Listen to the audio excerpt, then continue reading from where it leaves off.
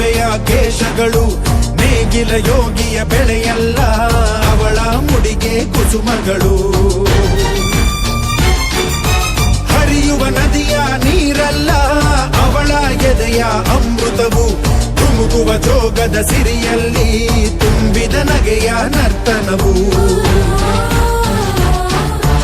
ಈ ನಾಡ ಶ್ರೀಗಂಧ ಕನ್ನಡಾಂಬೆಯ ಮಾಂಗಲ್ಯ, ಕೋಲಾರ ಕೈವಾರ ಕೋಲೆ ಜುಮುಕಿ